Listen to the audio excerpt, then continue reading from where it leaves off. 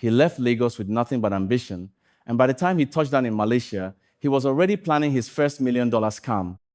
No one knew his name then, but soon, the entire luxury scene in Kuala Lumpur would whisper one word: Hushpuppy. How did a young man from Shoki become one of the most feared and flashy internet fraudsters in the world? Grab a seat, because this isn't just a story, it's a warning, but hey, hit the subscribe button. How Hushpuppy made his first $1 million will blow your mind. Undoubtedly, Hushpuppy is one of the smartest scammers in the history of Africa. Ray Hushpuppi, who flaunted a lavish lifestyle fueled by his efforts to launder millions of stolen dollars, was sentenced in Los Angeles to more than 11 years in federal prison on November 8, 2022. Ramon Abbas, 40 years old, was also ordered by a federal judge to pay $1.7 million in restitution to 2 fraud victims, according to a statement from the United States Department of Justice. Abbas was one of the most prolific money launderers in the world. Don Alway, the assistant director in charge of the FBI's Los Angeles office, said in the statement. Prosecutors said Abbas, who is Nigerian and a Canadian man, laundered money from various online crimes, including bank, cyber heists, and business email compromise, or BEC, a prolific crime in which crooks hack into email accounts and pretend to be someone they are not, to deceive victims into wiring money where it does not belong. In 2019, he helped launder $14.7 million stolen by North Korean hackers from a bank in Malta, funneling the money through banks in Romania and Bulgaria, prosecutors said. He also helped launder millions of pounds stolen from a British company and a professional football club in the United Kingdom, got a New York-based law firm to transfer nearly $923,000 to a criminal account, and acknowledged in a plea agreement that he helped defraud someone in Qatar who sought a $15 million loan to build a school, federal prosecutors said. At the sentencing, Abbas was sentenced to 135 months in federal prison and was ordered to pay $922,857 in restitution to the law firm and $809,983 in restitution to the victim in Qatar. By his admission, during just 18 months, the defendant conspired to launder over $300 million, prosecutors wrote in the sentencing memorandum, although they said much of the intended loss did not ultimately materialize. Abbas, under the name Ray Hushpuppi, had more than 2 million Instagram followers before he was arrested in 2020 in Dubai, the United Arab Emirates. His social media posts showed him living a life of luxury, complete with private jets, ultra-expensive cars, and high-end clothes and watches. The same lavish lifestyle led him up to the feds. I hope someday I will be inspiring more young people to join me on this path. Read one Instagram post by Abbas, who pleaded guilty in April 2021 to 1 count of conspiracy to engage in money laundering. Galeb Alaumari, 37 years old, of Mississauga in Ontario, Canada, was charged separately. He pleaded guilty in 2020 to 1 count of conspiracy to engage in money laundering, prosecutors said. He was sentenced to nearly 12 years in federal prison and was ordered to pay more than $30 million in restitution. Now, back to the matter of how Hushpuppy made his first $1 million. Before Hushpuppy became a household name on Instagram and the face of luxury among internet fraudsters, his story began quietly in Malaysia. For those who saw him during those early days, his lifestyle was already unusual, but not yet globally famous. Malaysia was where he first found real money, and it was also where he built the foundation of the life he would later broadcast to the world. When Ramon Abbas arrived in Kuala Lumpur, he wasn't living the life of a millionaire, at least not right away. But Malaysia offered something Nigeria couldn't: better infrastructure, faster internet, more privacy, and fewer questions asked. It was the perfect place to disappear into a new identity. Many Nigerian nationals involved in online schemes were already operating from places like Cyberjaya and Bukit Bintang, and Hushpuppy quickly found himself in that same circle. In the beginning, he reportedly lived in modest, quiet serviced apartments, took cheap rides, and worked small cash deals. But that didn't last long.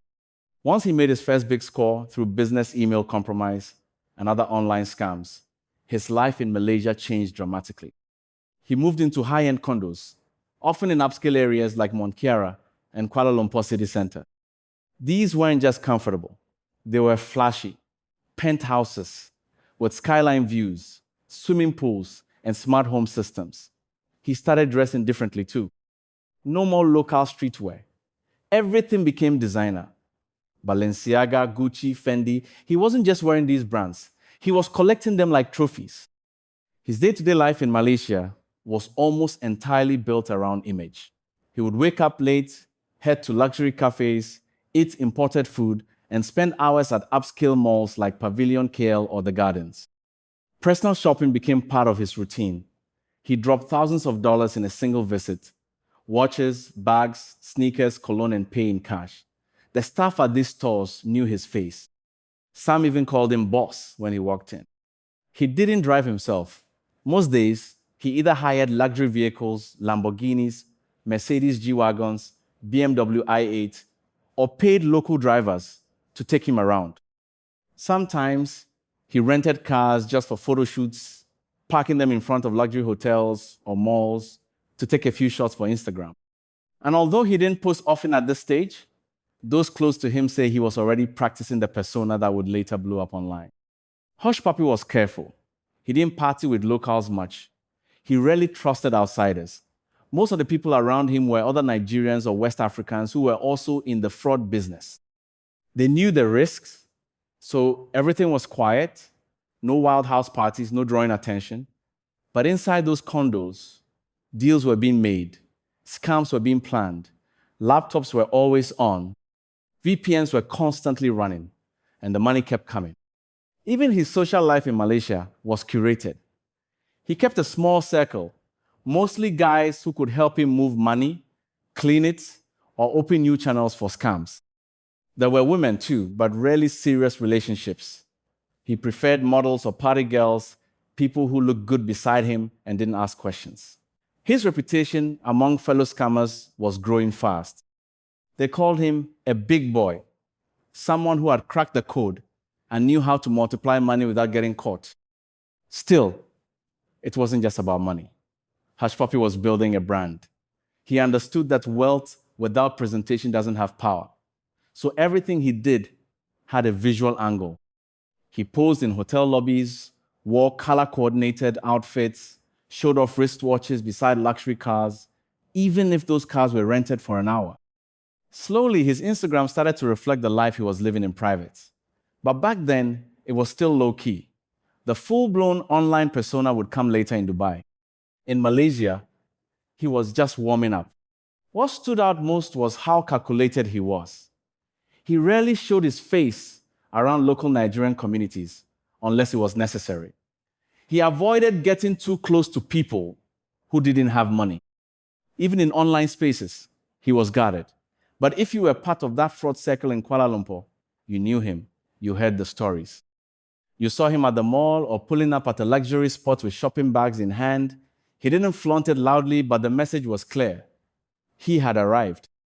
Malaysia wasn't just a stop in Hushpuppy's journey. It was his training ground. It gave him the money, the space, and the freedom to become who he wanted to be. It was in Malaysia that he learned to blend cybercrime with lifestyle branding. It was in Malaysia that he learned how to stay out of trouble while living like a king. And it was in Malaysia that Hushpuppy quietly transformed from a Lagos hustler into a self-made internet legend. So to answer your question, he made his first $1 million in Malaysia through romance scams and business email compromise, also known as BEC. From quiet, serviced apartments to luxury penthouses and rented Lamborghinis, Hushpuppy's Malaysia chapter wasn't luck, it was strategy. He turned scams into a business and lifestyle into a weapon. But remember, the same road that made him rich is the one that led him to prison. Stay sharp, stay smart, and never fall for the glitter. This is Wicked Blogger Gan. Subscribe, like, and hit the bell so you don't miss the truth they don't want you to hear.